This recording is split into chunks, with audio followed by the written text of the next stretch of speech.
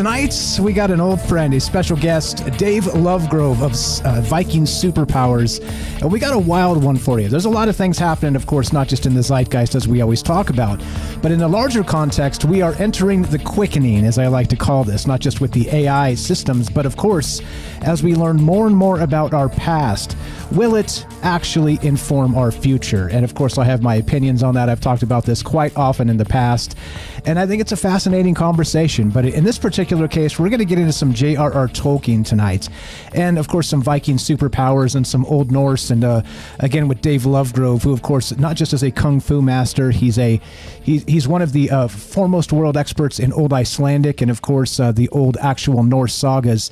We're going to tie in a little bit of J.R.R. Tolkien into this with Beowulf, because there's a lot to it, and it opens up a lot of angles to this. And of course, we'll talk a little bit about Dave's recent excursion on his YouTube channel. If you guys haven't followed that, I don't know what you're doing. I'll link that in all the chat and let you know as we go to continue to keep, just take a minute and go follow the man. He's an amazing guy, and definitely out there doing God's work and looking for what maybe we've forgotten about our ancestors. And in my opinion, it is where we should probably be as far as as far as the world goes. That's why I'm always talking about these things. That's why we're all blessed to actually have met Dave here. And without further ado, I'm going to stop gushing about the man and actually just talk to him. What's up, Dave? Dave in Australia, Dave Lovegrove of Viking Superpowers. How are you, brother? Thanks for popping in here and spending your time with us. How are you, sir? And what's on your mind? How you feeling? How's everything going? Happy New Year. Happy New Year to you too, Mike, and to everybody on the channel. It's lovely and warm here. I think we're just past midsummer in Queensland of Australia, so the days are 30 to 35, sometimes a bit higher. Nice weather for the beach.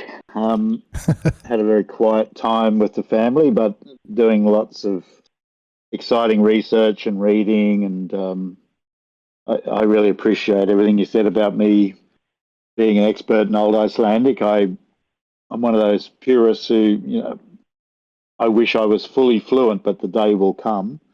I'm actually, when you learn a skill, sometimes you feel like you're endlessly going up this big hill. And then there's a time when you sort of hit the top of the hill and you feel you're starting to coast down the other side. And I'm at that place where I'm starting to really roll down the other side, and every day as I read the sagas, they just make more and more natural sense to me, and I'm discovering things that I couldn't possibly really work out except for being able to speak the language. So, yes, I'm excited to be here. This is a really cool subject. Right Tolkien, Beowulf. Exactly. We'll wrap it all up before we're done, because we got a nice way of mixing ideas and stories together as we go. I want to drop this to you too. There's an individual on Twitter X. He's out there in the AI space. His name is Brian Johnson, Bryan. You may have heard of him. He's the guy who's taking all the vitamins and doing the plasma transfusions and all the weird stuff that he's doing to kind of stay alive as long as possible, because he believes that immortality is around the corner. He's one of those type of futurists, but he's also a positive guy. He's not a super weirdo, but he did say something in particular a couple, let's say before last weekend, and it's been on my mind since. And specifically, the quote was this: that the most powerful technology is storytelling.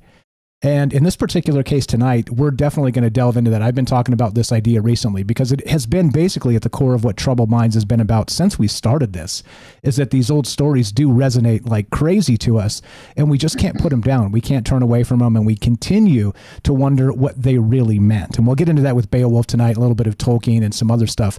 But what's your take on that, with the idea of storytelling being the ultimate technology? It resonated like crazy with me. How's that make you feel? I think that's such a fantastic statement, because something that I've been rattling around with for many years is the idea of text being the first code, and literally a programming code. And if you think of in terms of the Bible, it's called the Bible because it just means the books.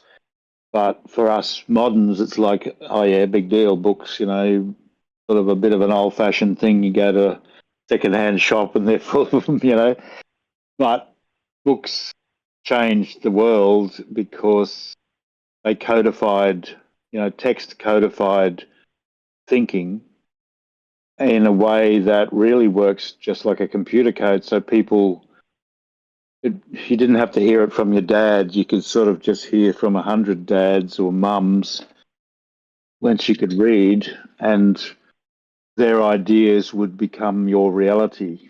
And they sort of create reality. They create reality. They create reality almost like magic. It's a sort of conjuring of a worldview and a way of thinking. And storytelling is the older brother or sister of text, in that from when people could first speak, they told each other about what happened today. Once humans were aware of time, they'd say, oh, yesterday or many yesterdays ago, this happened, so watch out, that thing bites, or don't eat that. They tell the stories that are practical. And then eventually they're telling stories, as of, do you have kids? Do you have any kids? Personally, no, I do not. Oh. Well, I was pretty late to the game. I was 45 when we had our first son. But interestingly, I believe I really became a storyteller because of having kids, because you're just constantly telling them stories and amusing them. And I made a habit, and for 21 years without fail, I've told my kids stories, and rather than read books, I just would make them up. And because I knew the education system had become very postmodern and really wasn't that interested in the old times, I would tell my kids my world, my sort of history world. And there's this a dog and a cat, a sort of a steampunk story I made up called Dino and Bibbs, about this dog. His full name's Professor Barswin, and Lady Bibbs, and they're Victorian age steampunk inventors. And through the vehicle of their stories, I've taught my kids about the Vikings, the Anglo-Saxons, the Celts, outer space, astronautics, ancient aliens. There's Vimanas, there's every kind of, interesting thing in the stories. And I couldn't have got them to read a book about that because they're sort of post-text in a lot of ways, but they would listen to the stories because Dad was telling them. So I had that experience of being like the old elder sitting around the fire telling the kids the stories, and telling those stories every night for so many years really did hone my storytelling and make me aware of what it is. Yeah, I love that. I love that. Thank you for sharing that with us. A couple things comes to mind with that, and isn't it bizarre and wonderful and all of those things, even terrifying, that everything is sort of circular, cyclical, where we have, so you're talking about, the old Norse and text and this type of thing and the translations. We'll get into that as we go tonight. But then also before that was the oral tradition, before they were able to write these things down. And so you're calling this generation, the next generation, post-text. So we've got pre-text, which was, of course, the oral tradition, and post-text is not because text isn't there or we don't have these, wonderful AI systems and all the technology, but instead we're sort of reverting back to that oral tradition of storytelling, not just for sort of the Aesop's fables sort of thing like you're describing a little bit, where you can kind of, weave morality into these tales, or weave the old sagas or, ancient mythology, things like this, into a modern tale that's interesting.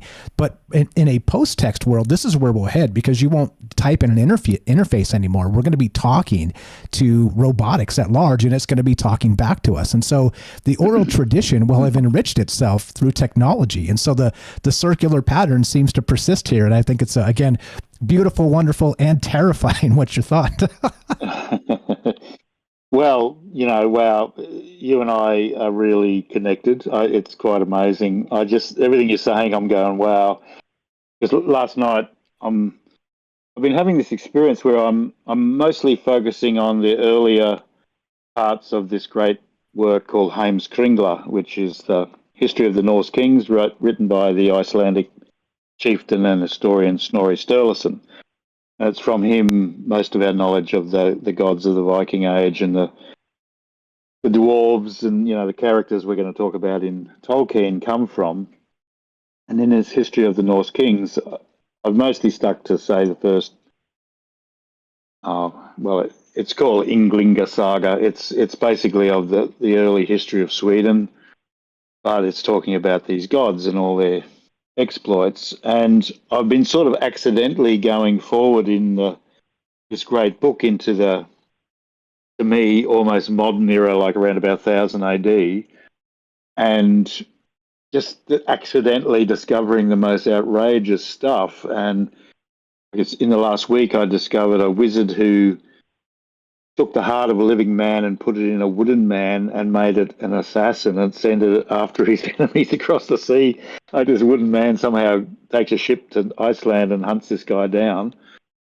That just made the hair stand up in the back of my neck. And then last night I came across this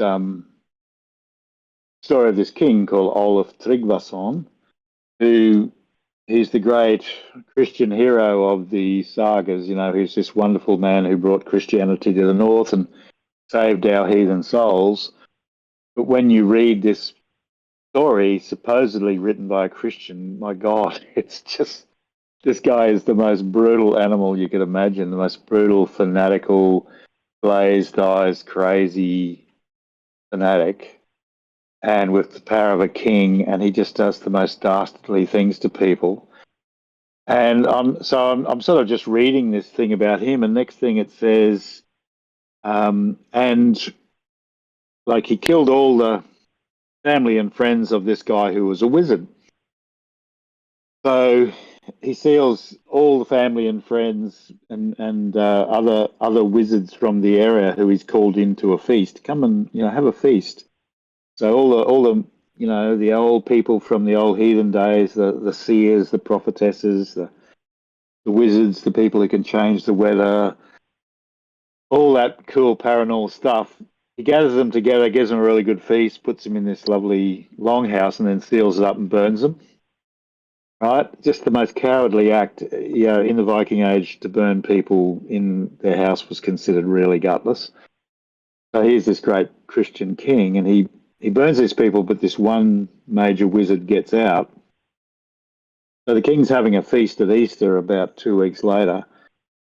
So this guy turns up in a ship, and he's got a ship crewed by wizards. It's so cool. I was like, maybe 50 guys who are all wizards. So they beach their ship, they sneak into this forest, and he makes this big black fog come down so that the king's men can't see anything. It's like pitch black.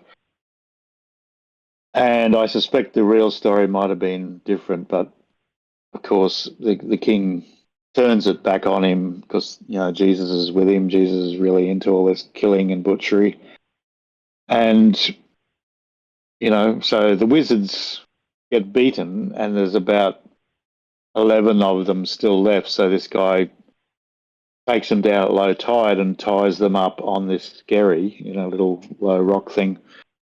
And they all wait for the tide to come in and, just have a good old time watching these poor people drown. I just thought, whoa, like this story is really interesting. Like it's not just a great history of, the mighty Christians, saving the world. It's all this radical stuff with, and the weirdest thing is after he's killed all these wizards, he gets on with the feast, and then this old man with one eye turns up and starts telling him the most wonderful tales, and the king's really fascinated by the stories. It's like, well, who do you think that is, mate? One eye, let's see, an old man, one eye, got a hat on. He seems to know about every battle and people from all over the earth. Maybe it's Odin.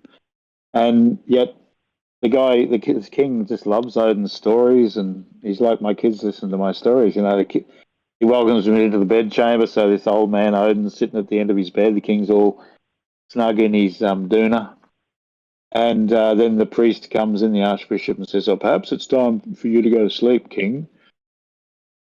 You know, like as he's his mum.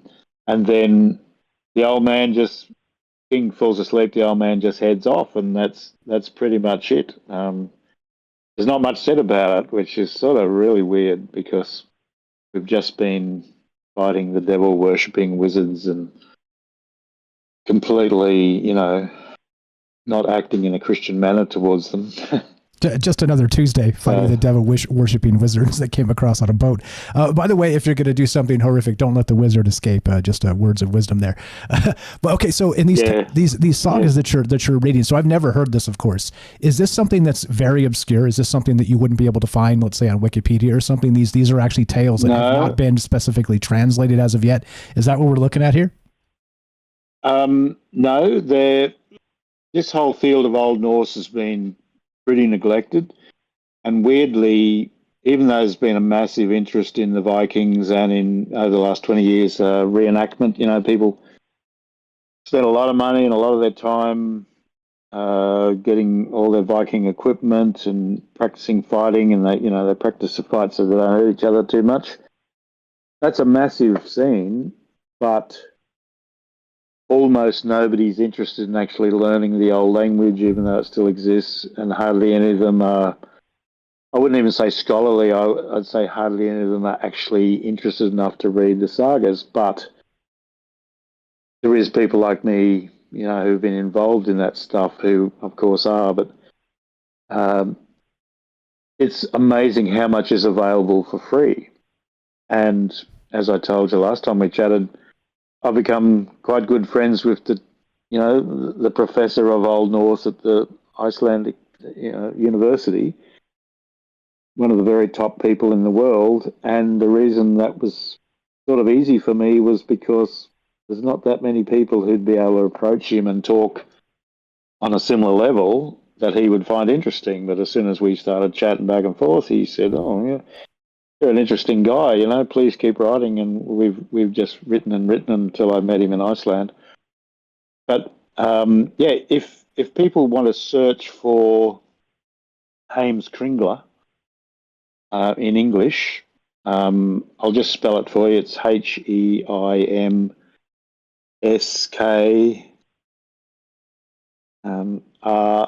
RINGLA. Okay, that's hard to remember. I found it. Heimskringla. Yeah, it just means the round world or the globular world. The world, actually, that word, Heimskringla, indicates that the Vikings knew the world was a globe, by the way, which is pretty interesting. But, so if you look for Heimskringla PDF, you'll find there'll be lots of versions, and just be aware that most of the scholarship in this subject happened in the 19th century. So there's a lot of sort of fringy English translations out there that people repackage and sell online. Oh, buy Heimskringla and it'll be some dude from 1885. And unfortunately, these guys were serious, but they translated in a sort of a pseudo-Bible-y way. So it's all thee and thou, and he goest unto heaven and he fliest down in his chariot. And, it's a bit cringy for moderns. But if you there's a thing called the Society for Viking Research, Society for Viking Age Research, I think it's called. It's a big scholarly group, it's been around for a long time, and they've just got this outrageous shopping list of free stuff you can get. Free PDFs of things like this. So, it's... I read it in Norse as well, and that's the great thing. I have it on my iPad in English, and I read my Old Norse books from the 60s and 50s, these books from Iceland, and I really don't need much else in life. I'm in heaven. That's fantastic. Which we talked a little bit about last time when you were on the show as well. Is that there's a lot here. There's a lot that's going to be left behind if people like yourself, people like myself, like I haven't got into that yet. Like I told you, I was dabbling in Egyptian hieroglyphs instead. But I mean, that type of stuff is incredibly important because there's going to be the scholarly aspect of it and the experts and all the rest of those things. But just because I think we found out recently in a lot of ways that just because an expert says something doesn't make it true. I mean, I'm not trying to say you should do your own research on being a doctor or something and try and doing your own surgery. But I mean, when you're talking about anthropology and archaeology, there's a lot of conjecture that comes with that stuff. Surely there's evidence and there's sagas and there's documents and there's things they dig out of the dirt and whatnot.